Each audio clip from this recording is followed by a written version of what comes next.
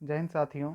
आज के इस वीडियो में मैं जो नोबेल पुरस्कार दी जाती है उस नोबेल पुरस्कार के बारे में इस वीडियो में आप सभी को चर्चा करूंगा, तो वीडियो को अंत तक ज़रूर देखिएगा। और जो अभ्यर्थी या जो भाई मेरे बहन मेरे जो वीडियो को पहली बार देख रहे हैं वो कृपया चैनल को सब्सक्राइब कर दें, ताकि आप सभी के लाइक और सब्सक्राइब से मैं मोटिवेट होकर इसी तरह से आप सभी के बीच नई नई जानकारियाँ देता रहूँ और नए नए जो कंपटीशन की तैयारी के जो प्रश्न आते हैं उस सभी के बारे में आप सभी से डिस्कस कराता रहूँ। तो दोस्तों, बात करते हैं यहाँ पर नोबेल प्राइज़ की। ठीक है, तो नोबेल प्राइज़ क्या है, नोबेल प्राइज़ किसके लिए दी जाती है, ये सब चीज़ इस विषय में इस वीडियो में बनाऊंगा। वीडियो छोटी होगी, लंबी तो होगी नहीं, तो अंत तक ज़रूर देखिए। 2 मिनट समय हो सकता है आपको 2-3 क्वेश्चन याद दिला दें जो आपके एग्जाम में बहुत ही महत्वपूर्ण हो। शुरू करते हैं दोस्तों यहाँ अब प्रश्न की ओर। तो दोस्तों देखिए, यहाँ आपके पास है, पहला पॉइंट है कि अल्फ्रेड नोबेल डायनामाइट के जो आविष्कारक थे उनके वसीयतनामे के अनुसार स्थापित, यानी ये जो अल्फ्रेड नोबेल प्राइज़ जो है वो अल्फ्रेड नोबेल के नाम से दिया जाता है, और जो जिन्होंने डायनामाइट का आविष्कार किया था। ये पुरस्कार उन लोगों को दिया जाता है जिन्होंने पूर्ववर्ती वर्ष के दौरान मानव जाति को अधिकतम लाभ प्रदान किया है। कहने का मतलब, जैसे जो वित्तीय वर्ष होते हैं, जो पिछला कुछ वर्षों में कुछ ऐसे काम किए हों जिससे आम जन को लाभ प्रदान हो, उसके हित में हो, उन सभी आदमियों को दिया जाता है। देखिए, इसकी शुरुआत जो है वो आपका 1901 में किया गया था, यानी 1901 में नोबेल की पुरस्कार हो गई थी। और देखिए, ये किसमें किन किन को दिया जाता है, कितने श्रेणियों में दिया जाता है, तो ये 6 श्रेणियों में दिया जाता है।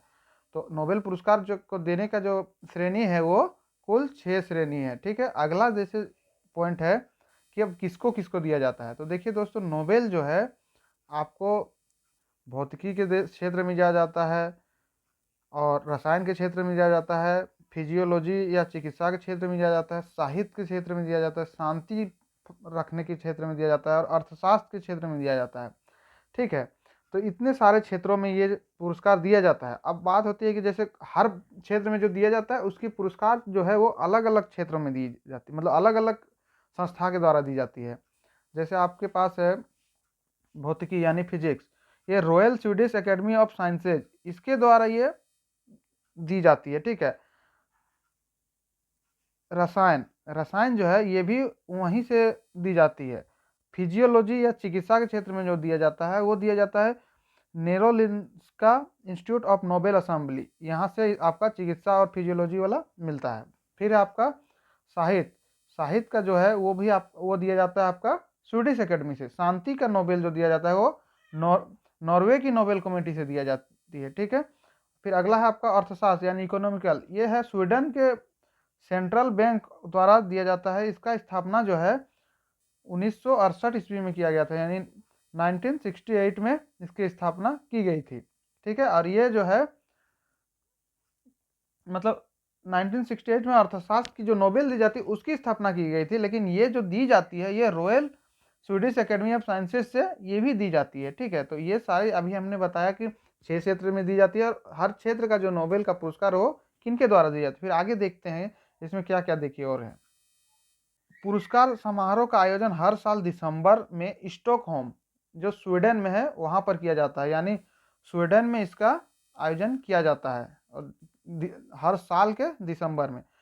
अब देखिए यहाँ पर शांति का पुरस्कार जो है वो स्टॉकहोम समारोह में नहीं दिया जाता है, बल्कि ये हर साल उस दिन ओस्लो नॉर्वे में पुरस्कार दिया जाता है। मतलब पुरस्कार तो दी जाती है, लेकिन वो जो शांति का नोबेल है वो ओस्लो में दी जाती है जो नॉर्वे में है। ठीक है, फिर अगला पॉइंट देखिए, नोबेल पुरस्कार विजेता एक स्वर्ण पदक, एक डिप्लोमा और एक मौद्रिक पुरस्कार प्राप्त करता है। यानी जो नोबेल पुरस्कार जो जीतता है उसको, जो आपको अभी स्क्रीन में जो दिख रहा है नोबेल पुरस्कार की जो लोगो, इस तरह के एक पदक दी जाती है। ठीक है, जिसमें आपका ये चिन्हित रहता है, इसमें स्वर्ण पदक रहेगा, उसमें डिप्लोमा की सर्टिफिकेट भी दी जाएगी, और एक मौद्रिक पुरस्कार मतलब राशि भी दी जाती है। ये तीनों चीज़ आपको दी जाती है। अब आगे देखिए, प्रत्येक वर्ष ये तो हो गया। अगला है नोबेल पुरस्कार मरणोपरांत नहीं दिया जा सकता, यानी कोई भी अगर व्यक्ति की मृत्यु हो गई है तो उस स्थिति में नोबेल नहीं दिया जा सकता है। साथ ही साझा रूप में अधिकतम 3 लोगों को नोबेल पुरस्कार दिया जा सकता है, यानी अगर एक ही क्षेत्र में 3 आदमी के द्वारा अच्छे काम किए गए हों तो 3 तक ही सीमित दिया जा सकता है, उससे ज़्यादा नहीं दी जा सकती है।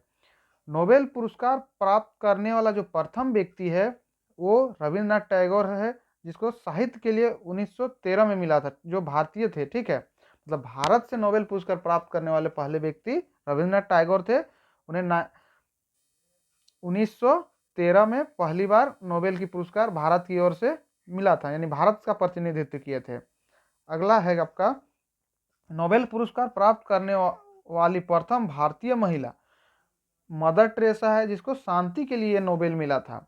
तो दोस्तों, जो नोबेल जो है भारत में महिला जो भारतीय की तरफ से प्रतिनिधित्व करते वाली पहली महिला जो थी वो मदर टेरेसा थी, और उनको मिला था 1979 को।